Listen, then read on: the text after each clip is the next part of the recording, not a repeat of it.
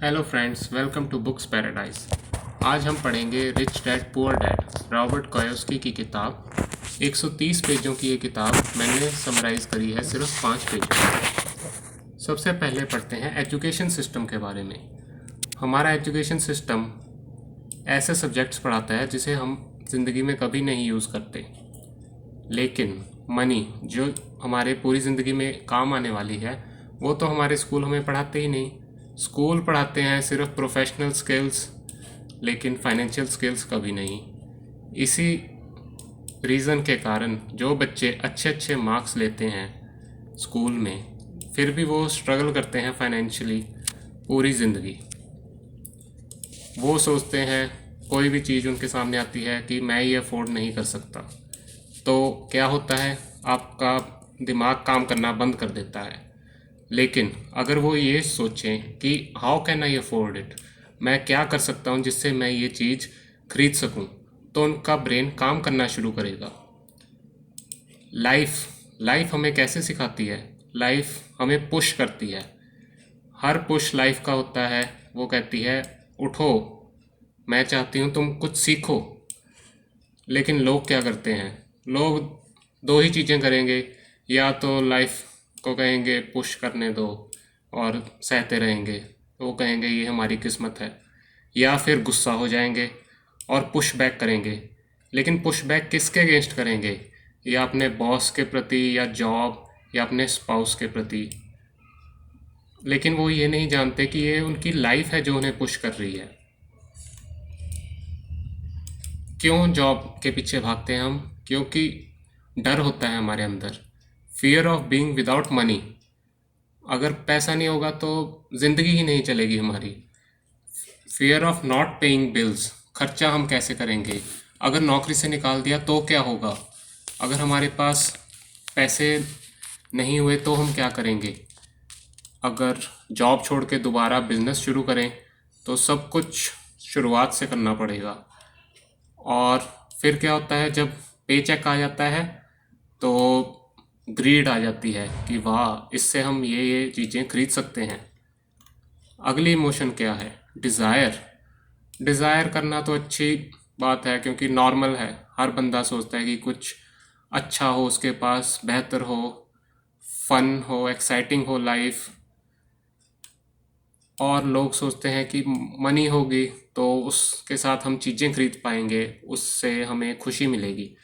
लेकिन वो ये नहीं जानते कि जोन जोन सी खुशी पैसे से आएगी वो शॉर्ट लिव्ड होगी। पैसे से मतलब जो आप मटेरियल थिंग्स के पीछे भागोगे, वो तो वही होता है कि नया 9 दिन पुराना 100 दिन। शुरुआत में खुशी होगी, नई कार ली, तो थोड़ी देर बाद नॉर्मल हो जाएगा, 1 महीने बाद। फिर क्या होगा कि नहीं, मेरे पड़ोसी के पास तो बड़ी कार है, मुझे भी वो चाहिए।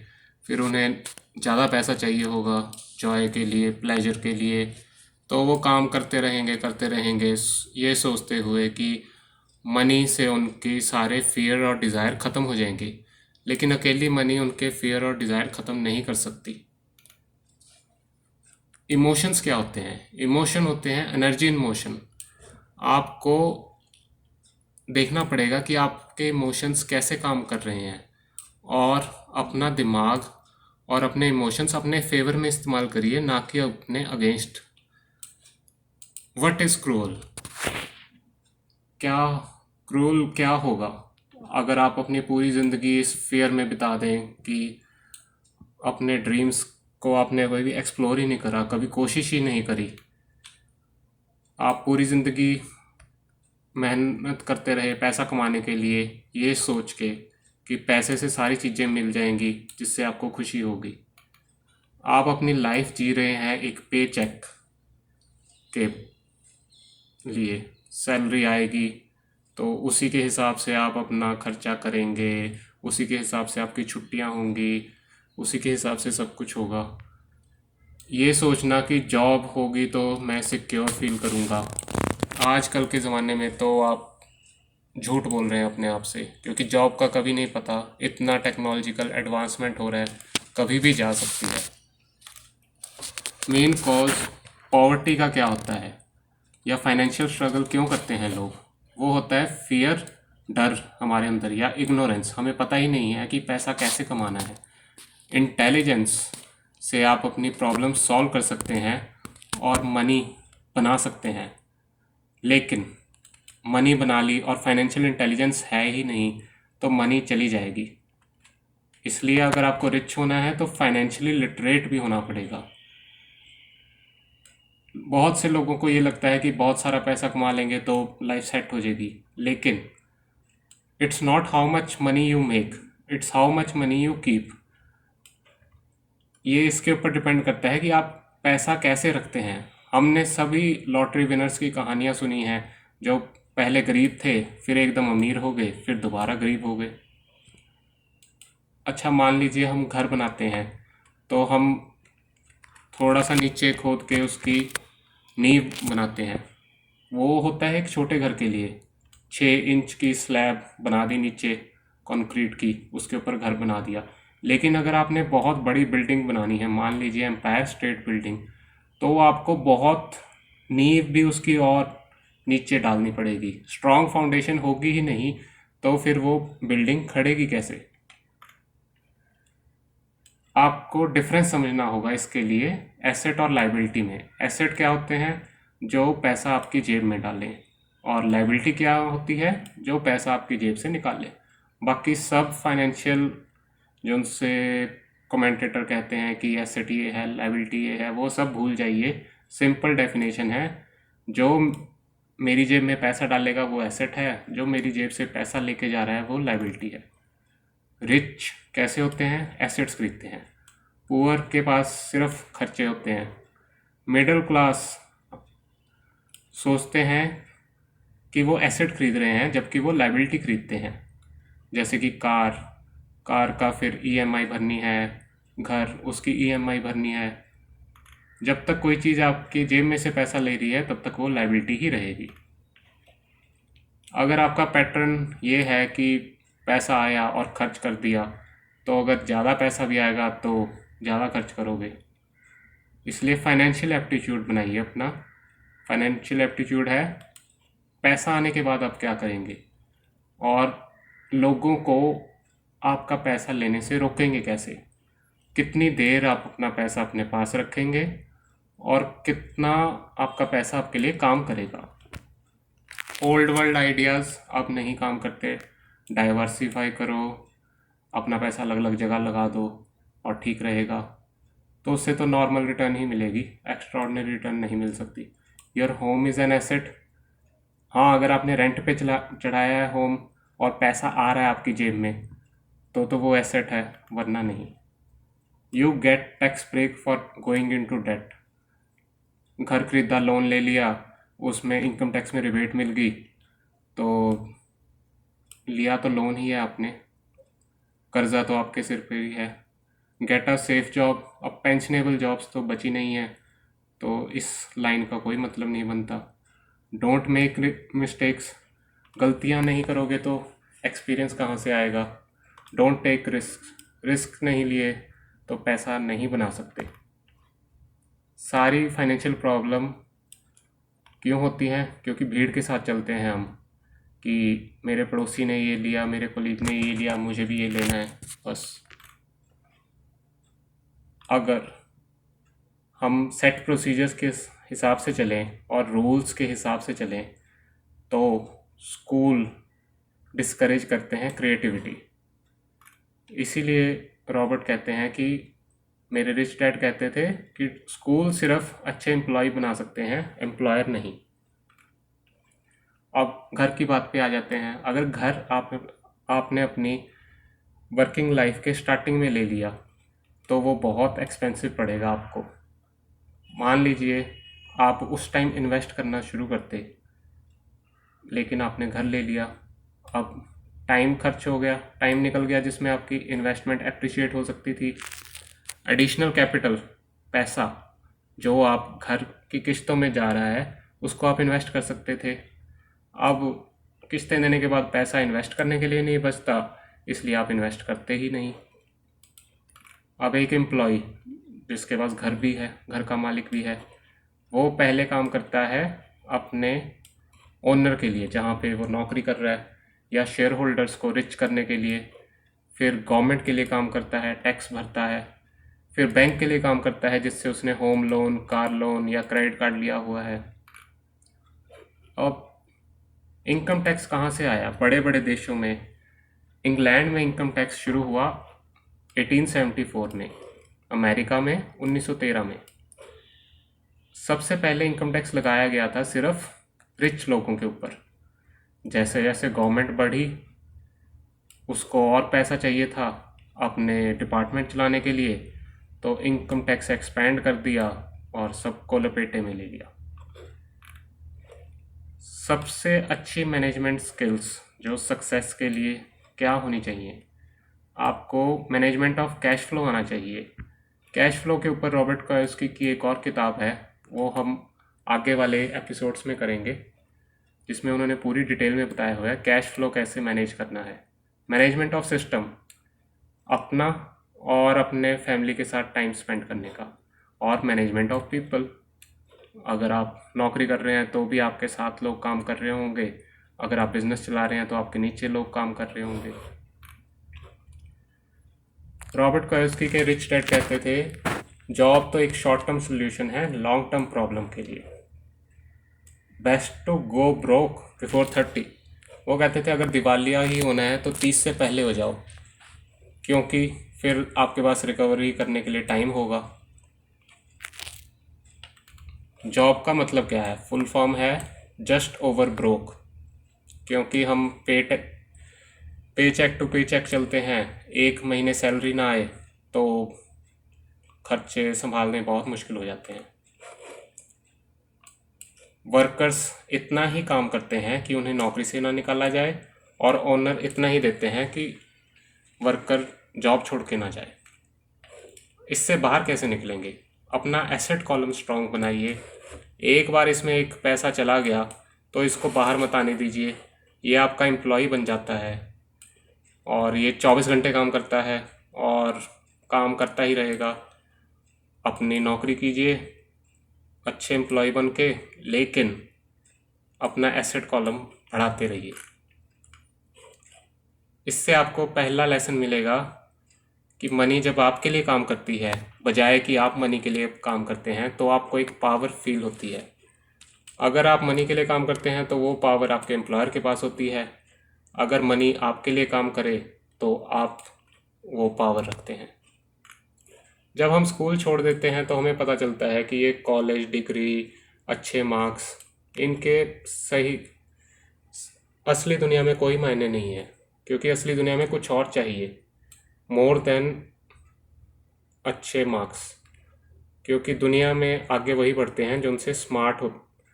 It's not the smart that get ahead but the bold. Bold भी होना पड़ेगा आपको, रिस्क लेने पड़ेंगे। स्पेशलाइजेशन हम करते हैं। स्पेशलाइजेशन का मतलब क्या है? लोग जो ज़्यादा से ज़्यादा स्टडी करते हैं छोटी से छोटी चीज़ों के लिए।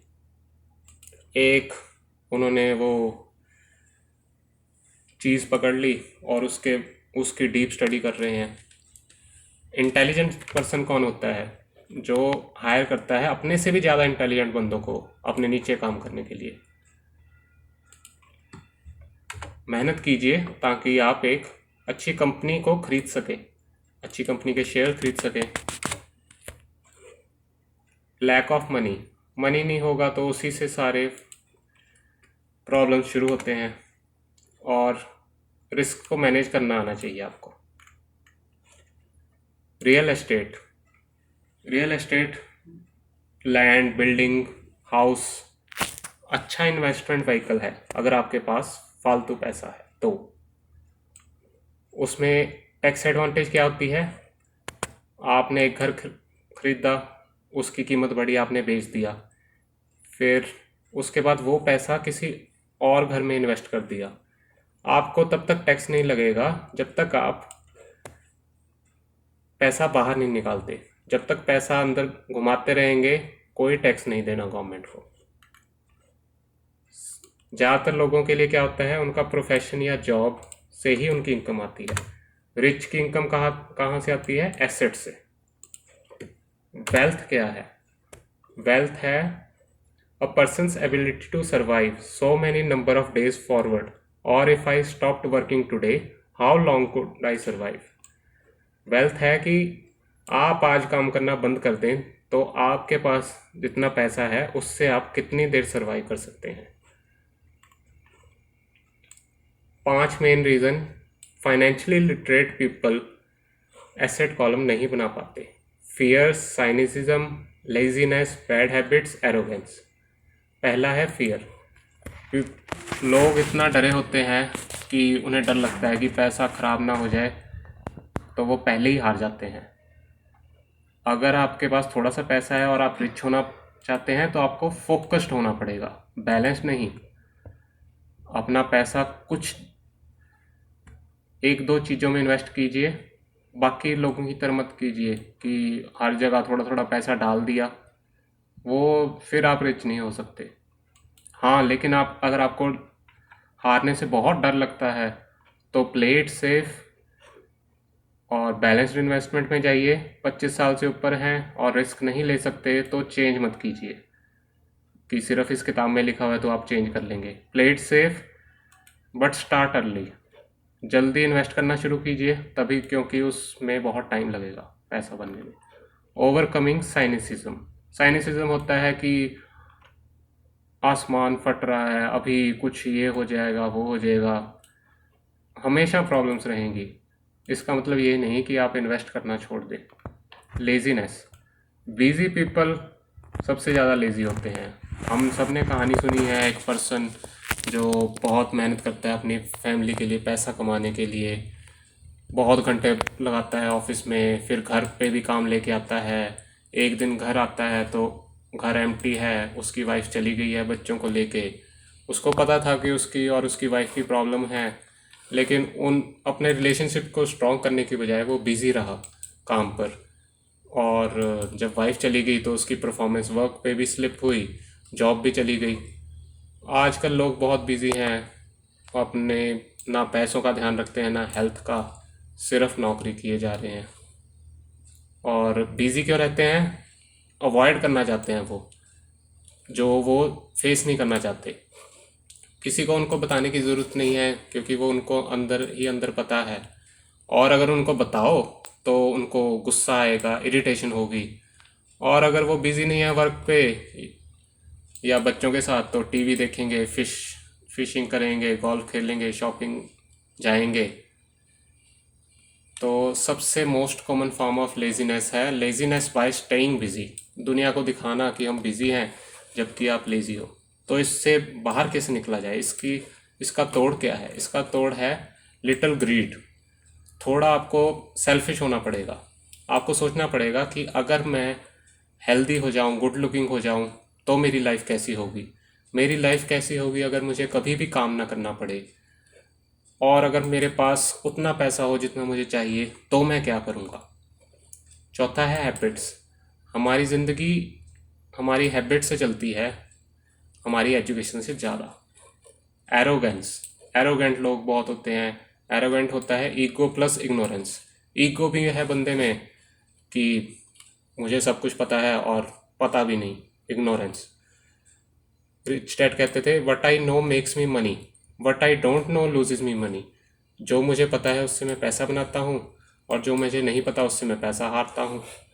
और जब भी मैं एरोगेंट रहा हूँ अब मैंने पैसा गंवाया है।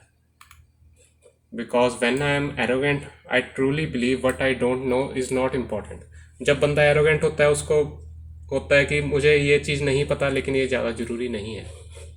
अगर आप इग्नोरेंट हैं तो अपने आप को एजुकेट कीजिए, किसी एक्सपर्ट से मिलिए, या कोई बुक्स तो हैं ही, हर सब्जेक्ट के ऊपर बुक्स हैं, बुक्स लीजिए, पढ़िए, यूट्यूब पे वीडियोस देखिए। मनी सिर्फ एक आइडिया है। एक बहुत अच्छी किताब है थिंक एंड ग्रो रिच। इसका टाइटल ये क्यों नहीं है कि वर्क हार्ड और एंड ग्रो रिच, क्योंकि काम मनी से करवाना है हमने। Learn to have money, work hard for you and your life will be easier and happier.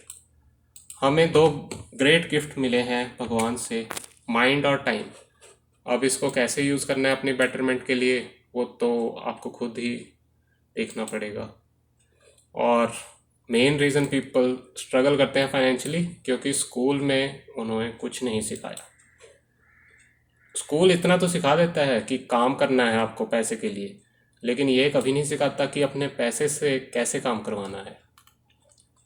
अपने फाइनेंसिस की रिस्पॉन्सिबिलिटी आपको ही लेनी पड़ेगी, या ऑर्डर लेते रहिए अपने बॉस के पूरी ज़िंदगी।